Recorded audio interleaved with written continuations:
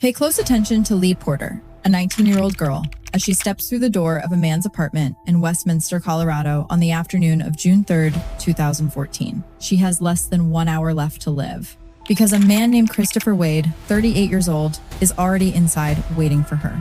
He knows she is struggling, he knows she is vulnerable, and he has been planning this moment for far longer than anyone around him could ever imagine. On this day, Lee Porter is trying to piece her life back together. She has walked away from a toxic relationship, walked away from the substances that had been dragging her under, and she is reaching out to someone she knew from high school, someone she trusted. On this day, Christopher Wade has only one intention, and it has nothing to do with being a good friend. What happens inside that apartment over the next hour will set in motion one of the most extraordinary investigations you have ever heard of. Not because of the detectives involved, not because of a lucky break caught on surveillance footage, but because of one person. A brother, a young man named Max Porter, who loved his little sister so deeply that he was willing to face her killer alone, look him straight in the eyes, and use nothing but a phone hidden on a table to pull the truth out of him. Sister 911, where's your emergency? My baby, my little baby! That guy just admitted he killed my daughter! Christopher Wade! Just admitted he killed her! It is 2005, and Lee Porter is living in Agua Dulce, California, a sun-baked stretch of highway and desert about 45 miles north of Los Angeles. She lives with her mother, Renee Jackson, her stepfather, Michael, and her older brother, Max. Life is not always easy. Renee went through a messy divorce from the kids' biological father when they were very young, and that loss left a hole that never fully closed. The two siblings, Max and Lee, filled that hole for each other. On June 3rd, 2014, Renee Jackson receives a text from her daughter.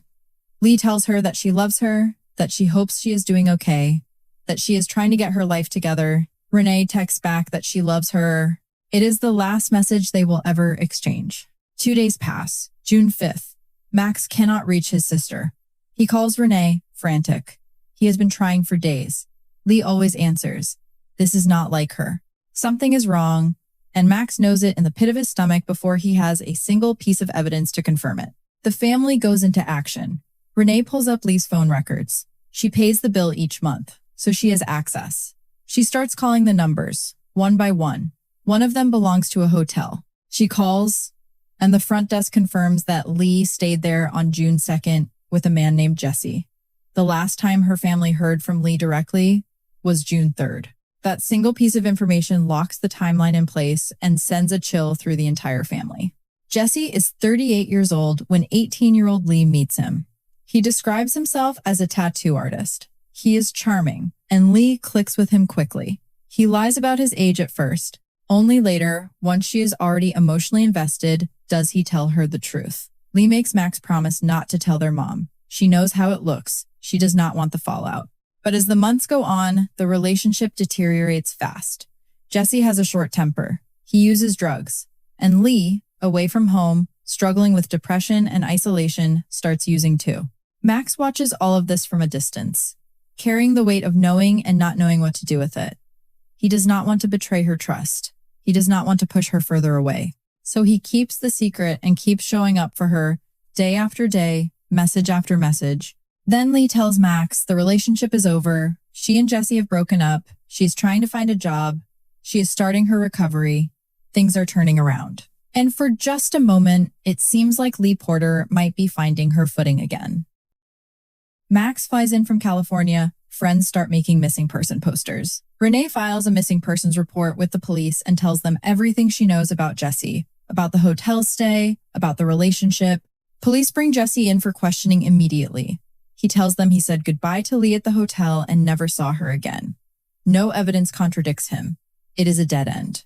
But Renee keeps digging through those phone records. She notices a number that appears again and again, and not just occasionally. It is the last number on the call log. The area code places it in Westminster, Colorado, a town just outside Denver. She picks up the phone and dials. A man answers. She introduces herself. I'm Lee Porter's mother, and I am looking for my daughter. And he told me his name was Chris Wade. Chris Wade explains that he and Lee went to high school together in Cotopaxi. He says he was her accountability partner for her recovery. He tells Renee that after Lee broke up with Jesse, Lee posted on Facebook that she needed a place to stay. He saw the post and reached out. He invited her to his apartment in Westminster. He says that on June 3rd, Lee came over, they got lunch at Boston Market, they came back to his apartment and played video games. Then, Lee got a message on her phone and suddenly said she had to leave. A man in a truck pulled up outside, she got in, she was gone. He sounds polite, he sounds friendly, he says he did not even know she was missing, he sounds concerned. And then he goes on television. As soon as he learns that Lee is officially missing, Chris Wade joins the search. He posts on Facebook asking for help. He appears in local news interviews, sitting before the camera. I want her to be safe, and I want her to know that I want the best for her. I don't really have very many friends, but the friends I do have, I'm very loyal to. So even losing one is a heavy blow for me. But as Renee watches him on screen, something is not sitting right with her. His eyes are constantly shifting. He seems flustered in a way that someone with a clear conscience simply is not. He tries to gain sympathy for himself while subtly placing blame on Lee, all while pretending to be a devoted friend who barely even knew her. He is not a friend of hers, Renee thinks, shaking her head at the screen. They were not friends. There is something else that catches her attention. When she had spoken to Chris on the phone, he never mentioned a man in a truck picking Lee up. But when he gives his statement to detectives, suddenly this man in a truck appears in the story. A new detail. An important one. A detail that was not there before. That inconsistency hardens Renee's suspicions into something closer to certainty. June 10th. 7 days after Lee was last seen, detectives execute a search of Chris Wade's apartment in Westminster. What they find is deeply unsettling. The apartment is dirty, old food and garbage litter the floor, and while searching through the clutter near his mattress, investigators find a knife. They look more closely. The blade has bleach stains on it. When they ask Wade about it, he says he recently cut his hand. He cleaned the knife with bleach. Investigators then discover a receipt in the apartment for bleach and rubber gloves purchased on June 4th, the day after Lee disappeared. They also notice that the sheets and pillowcases have been stripped from his bed. Wade explains that Lee had a nosebleed while she was visiting, so he took the sheets off and put them in the hamper. A reasonable enough explanation, perhaps.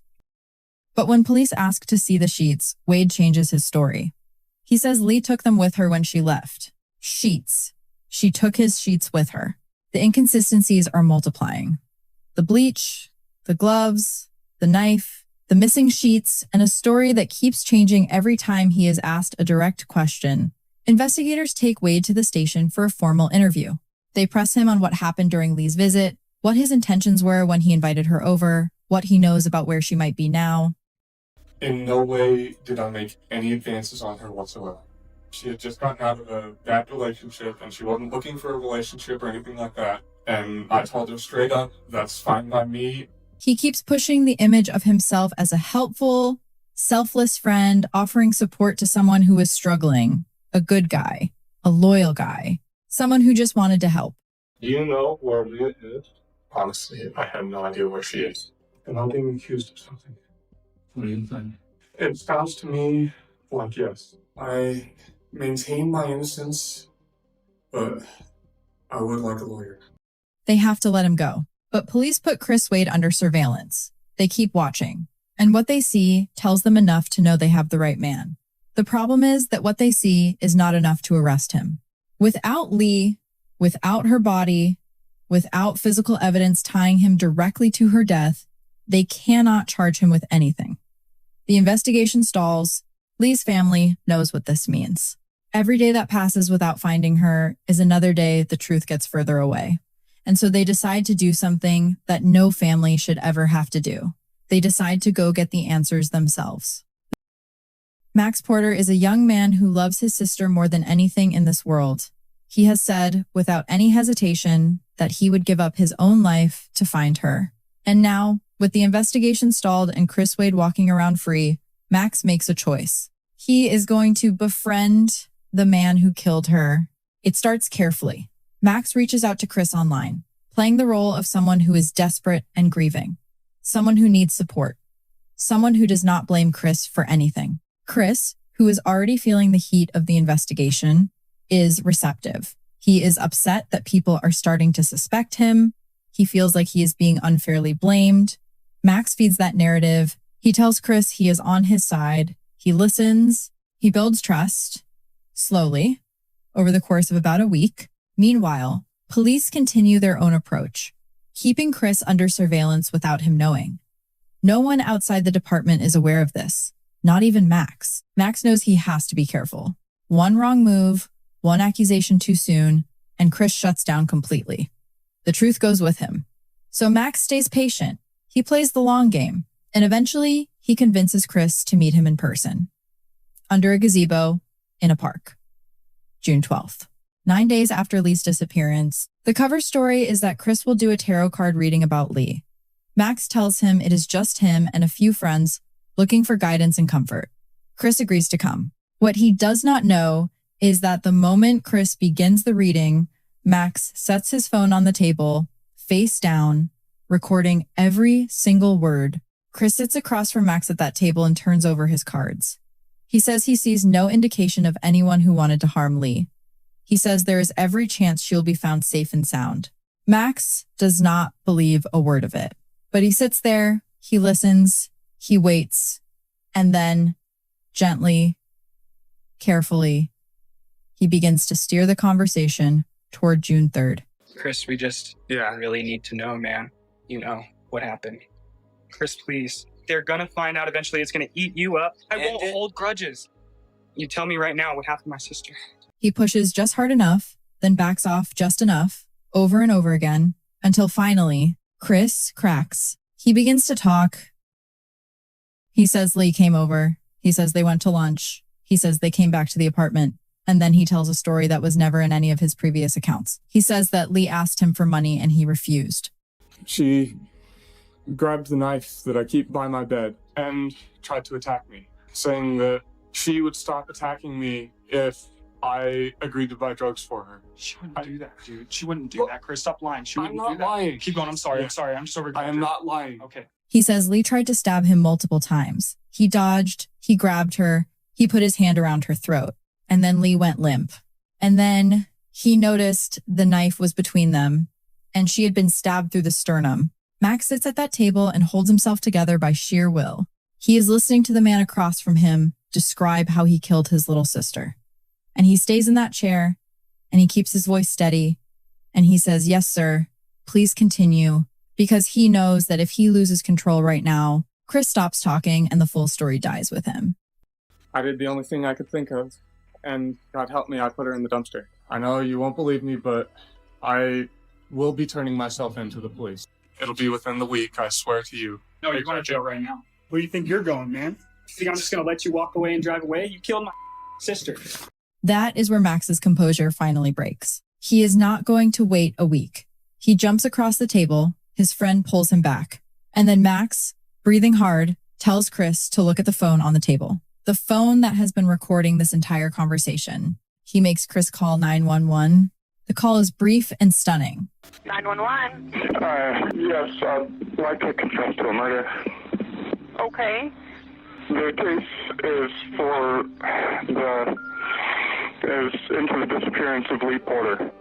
And that is when police, who have been watching this entire meeting from a distance, move in and arrest Christopher Wade.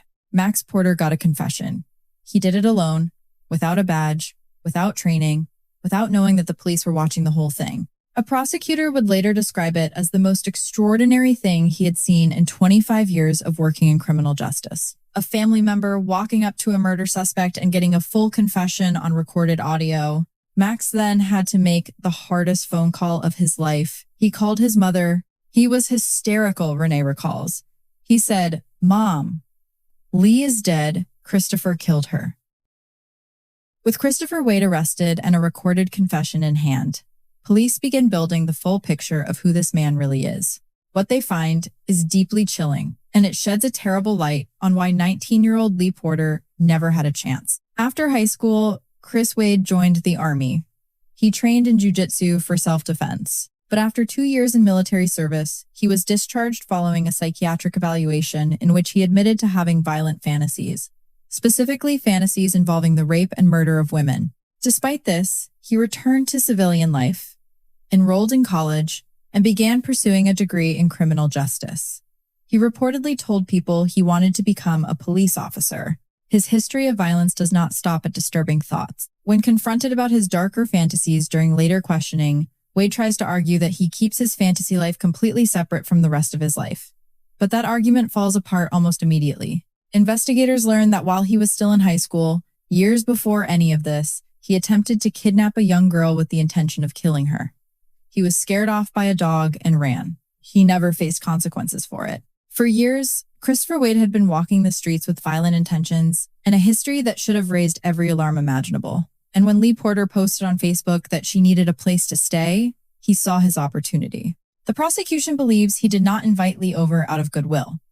They believe he lured her there with a plan. They believe this was a cold, calculated murder, not a moment of panic during a struggle, not self-defense, but premeditated violence against a young woman who trusted the wrong person. As for Lee's family, the confession brings confirmation of their worst fears, but not the closure they so desperately need. Because without a body, the full truth of what happened in that apartment on June 3rd remains buried somewhere beneath layers of lies and cleanup. Investigators take Chris Wade at his word and search the landfill. They dig through mountains of garbage. Day after day. On the 19th day, they make a discovery. Lee's phone, her purse, her wallet, her clothes. These personal items confirm that at least some of Wade's account is true. But the search for her body continues. For 45 days, investigators work that landfill, and they do not find her. Lee's family does not believe she was ever in that dumpster. Prosecutors quietly agree. They believe that Wade, despite his recorded confession, is still not telling the full truth about what he did with her. But without a body and without the ability to prove in court that his account is fabricated, their hands are tied. Prosecutors offer a plea deal, second-degree murder, in exchange for Wade telling them the true location of Lee's body. The family has mixed feelings about the deal. They want answers, they want to bring Lee home, and so they agree to let the process play out. Wade accepts the plea, he signs the paperwork, and then he tells investigators the exact same story he told before. He put her in the dumpster. That is it. That is all he gives them. After everything, after accepting the deal, after being handed the opportunity to give this family some measure of peace, Christopher Wade tells the same lie all over again. Prosecutors are furious. They know he is lying. The family knows he is lying. But they cannot prove it beyond the standard required to reject a signed plea agreement, and the deal stands. On November 6th, 2015, Christopher Wade is sentenced to 48 years in prison for second-degree murder. Under Colorado sentencing guidelines, he must serve 75% of that sentence before he becomes eligible for parole. That means he will remain behind bars for 36 years at minimum, and if justice has anything to say about it, considerably longer. Lee Porter's family is left to carry the weight of an incomplete ending. They know what happened to their daughter and sister.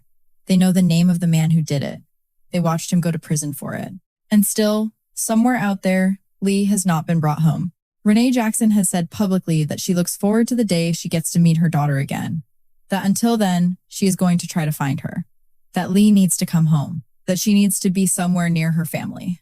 That grief is not something that resolves. It does not wrap up neatly in a courtroom or in a sentence handed down by a judge. It is the kind of grief that wakes you up at night and sits with you over morning coffee and rides beside you every time you drive past the mountains. Max Porter carries a different kind of weight.